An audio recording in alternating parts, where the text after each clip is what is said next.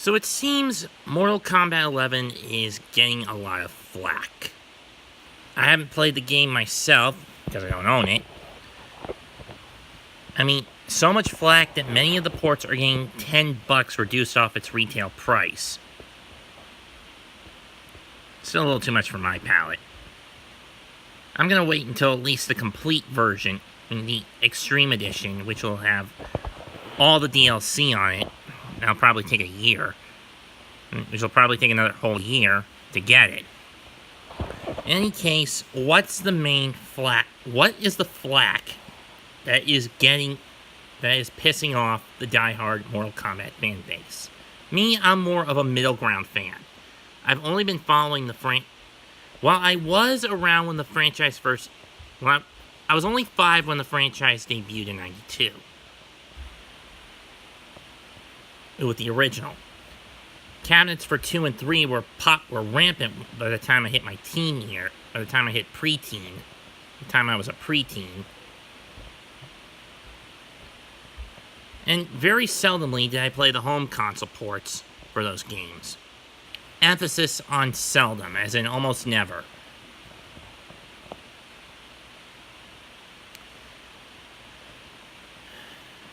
My first MK game I bought was MK vs. DC Universe, but in 2009, but that was because the gore was toned down sufficiently due to the T-ring, and I blame that on the fact that Midway couldn't decide which fanbase to cater to with that game, the MK fanbase or the DC fanbase. Then I picked up the PSP port of Deception, found it to be a decent enough game,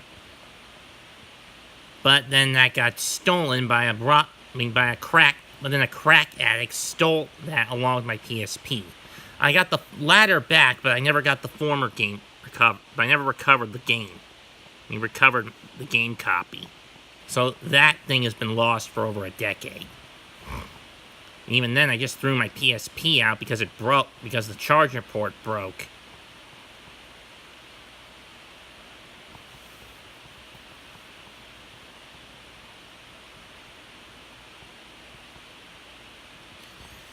Nevertheless, I then got MK9 in the summer of 2011, and then I got MK Extra Large, which was basically the complete edition of MKX for my 29th birthday in 2016.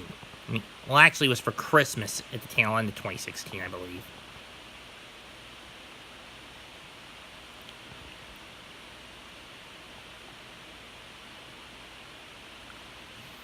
Nevertheless, what has gotten fans in an uproar, mainly the diehards, are a few things done to the characters. 1. Little to no female skin. As you would have guessed, yeah, Ed Boon bent the knee to the NPC Twitter crowds who were fine with the gore because that's the backbone of the series.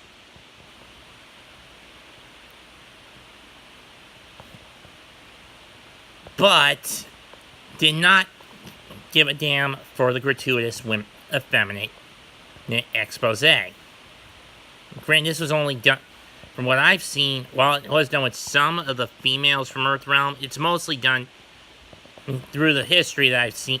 Throughout the game clips I've seen of the past games, it was done primarily to the Edenian and or Outworld female characters, not to the Earthrealm ones.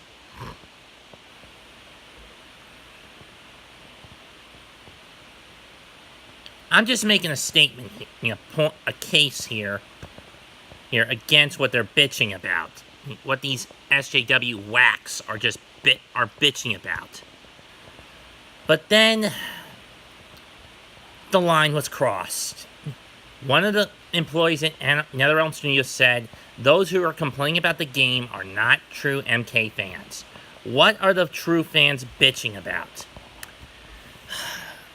If you played the arcade mode of MK11, any of those who have pre-ordered it or downloaded it or actually have a physical copy of it, you'll know the ending, the tower ending that has gotten everyone in an uproar is that of the character of Jackson Briggs, aka Jax.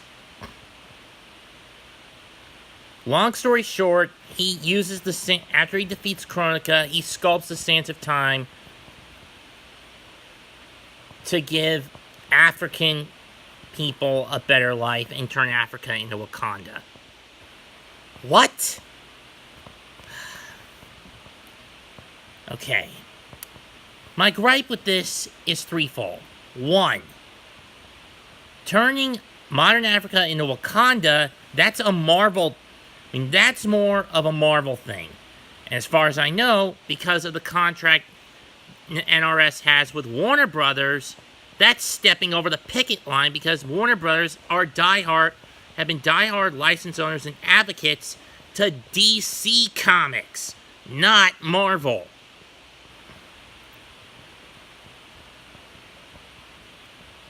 Two, in the story mode, the Elder Jax, at this point, after the death of his wife, a year prior to the events of the game, has become a bitter, cowardly and somewhat bitter, broken drunk, sides with Kronika, the main antagonist of the game,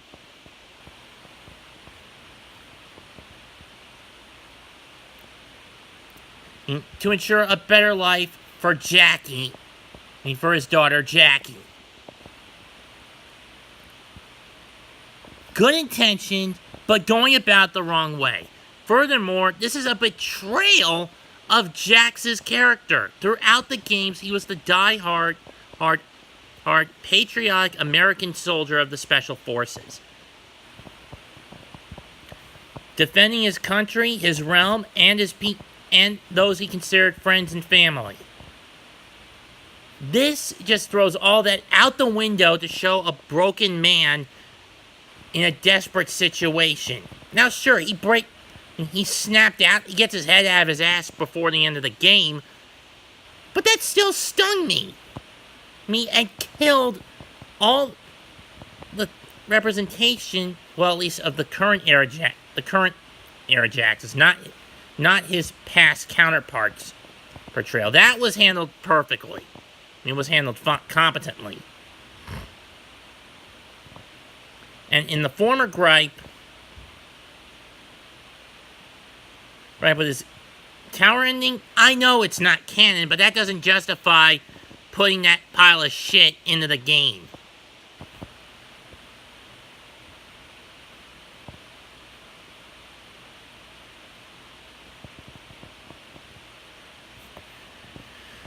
But back to Jax himself.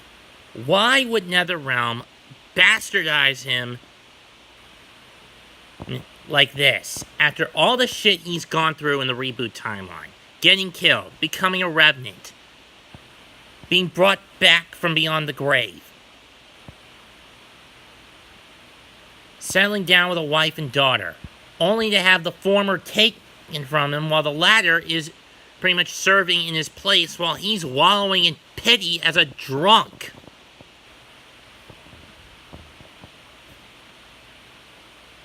Only to have him side with the enemy in the game. Stupid! Just flat out stupid.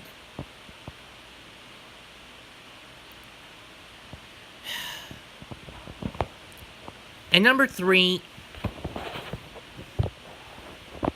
the ending to MK11 itself. It's threefold. If you lose to Kronika in 2 rounds, she cuts Liu Kang's head off. Lose 1 of 3 to her, Raiden is rendered mortal, and he's going to help Liu Kang rebuild the timeline for as long as his new mortality allows him to. Third ending, where you sweep Kronika clean. Liu Kang brings Kitana with him to help reshape the Sands of Time and reset the timeline, restructure the timeline.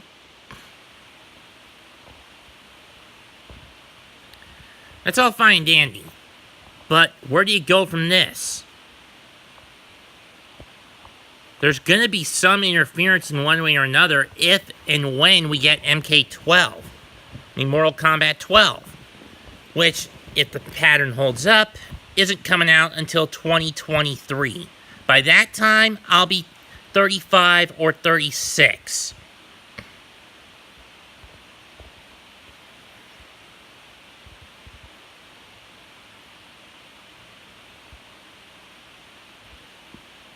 Because I'm currently 31, going on 32 in September.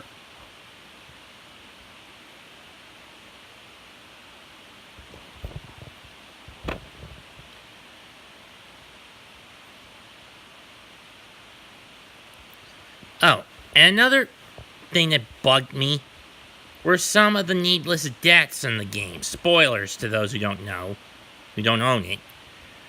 Characters that get killed in this one. Sonya Blade.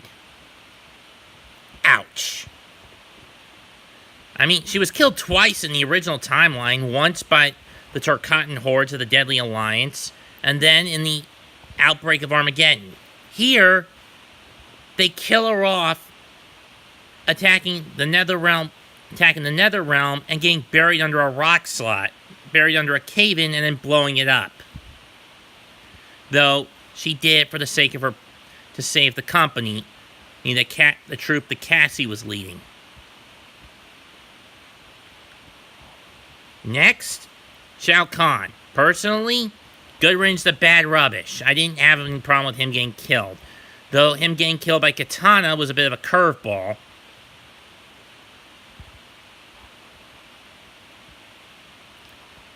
Three, Kano. Oh yeah, definite bye-bye to a pile of garbage.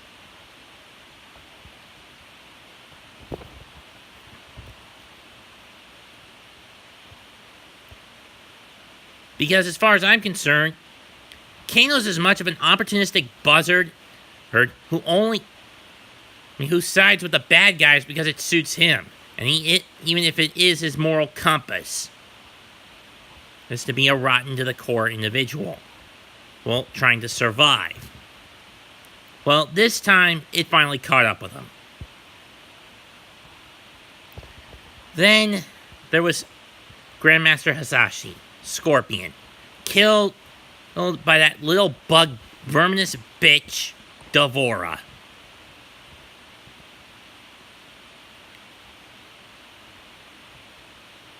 I hope that when MK12 rolls around, she gets squashed like the bug that she is.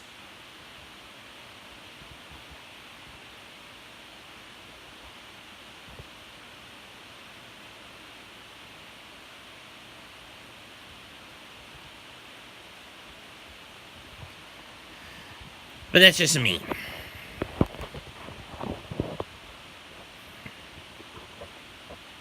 Because now that Scorpion's dead again, what does this mean for his spectral counterpart?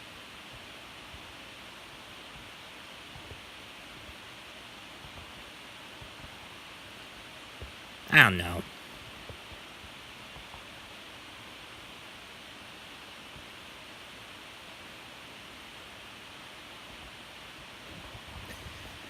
That said,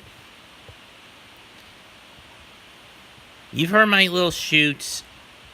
It's about MK11. Would I buy the game? Eventually, yes, but at the moment, no. I'm going to skip it until the complete edition comes out. Until the complete with a K edition comes out. That's 2128 signing out for a second video of the day. Goodbye. Good night. Bang. And to MK fans, may the Elder Gods bring us some form of peace. Peace out of this.